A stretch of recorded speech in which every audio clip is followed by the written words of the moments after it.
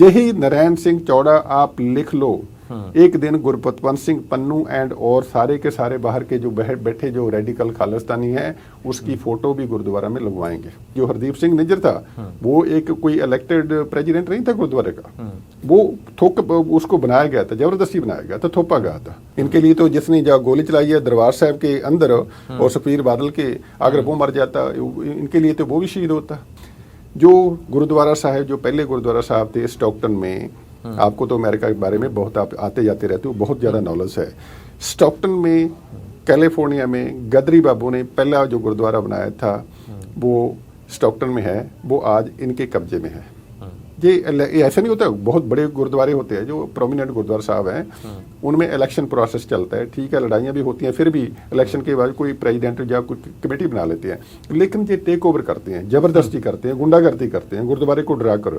जैसे जो हरदीप सिंह निज्जर था वो एक कोई इलेक्टेड प्रेसिडेंट नहीं था गुरुद्वारे का, वो उसको बनाया गया था, जबरदस्ती बनाया गया था, थोपा गया था और इसीलिए शहीद बनाया गया है। सर शहीद तो किसी को भी ऐसे इनके लिए तो सारे शहीद होंगे।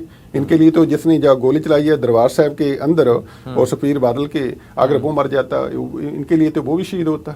और ये भी याद रखना, ये नारायण सिंह चौड़ा जिसने सुखबीर सिंह बादल पे गुरुद्वारा के अंदर गोली चलाई है, उसने अकाल तख्त के हुक्मों की वो बिल्कुल परवाह नहीं की। भाई देखो ये कितने गिर सकते हैं, ये बड़ी बड़ी दाढ़ी बढ़ाकर जो अपने आप को खालिस्तानी कहते हैं। 70 साल का एक आदमी जो कि एक्स टेररिस्ट है वो आता है, क्या मोटिवेशन आपको लगता है? और वो भी आपने जैसा कहा कि अकाल तख्त ने जो आदेश दिया, सुखबीर बादल तो उसको पालन कर रहे थे वहां। बिल्कुल बिल्कुल ठीक है, बिल्कुल। वो तो एज ए सिख जो उसको जो हम्बल सिख होता है, जो उसका सेवक है, उसको जो उसको हुक्म लगा हुआ है, जो उसका सजा लगी हुई है, वो तो उसको पालना कर रहा है ना। क्योंकि उसी जगह पे ये ट्राई टू अंडरस्टैंड के गो बैक टू एक तरीके से एक अंडर ट्रायल को आपने जो है टारगेट किया है। एक अंडर ट्रायल है भाई, अंडर ट्रायल है ना, अंडर ट्रायल है। और स्पेशली आपके जो सबसे बड़ी जो आपकी जो परंपरा है उसमें अकाल तख्त साहब की जथेदार से बड़ा तो कोई नहीं होता, और उसके हुक्म की वो पालना कर रहा है, ठीक है ना। उसने जिंदगी में कोई गलतियां की हैं, ठीक है, उसको सजा मिली, सजा बैठे हुए एक नहत्थे आदमी पे अटैक करना, दिस इज अनएक्सेप्टेबल। और ये क्योंकि इनकी मानसिकता है। यही नारायण सिंह चौड़ा आप लिख लो। एक दिन गुरपतवंत सिंह पन्नू एंड और सारे के सारे बाहर के जो बैठे जो रेडिकल खालिस्तानी हैं उसकी फोटो भी गुरुद्वारा में लगवाएंगे, जिंदा शहीद कहेंगे, और 10 करोड़ से ज्यादा रुपया उसको मिलेगा, याद रखना। और उसके नाम पे आने वाले दिनों में एक रेफरेंडम भी हो जाएगा जी, इन लोगों का हीरो होएगा।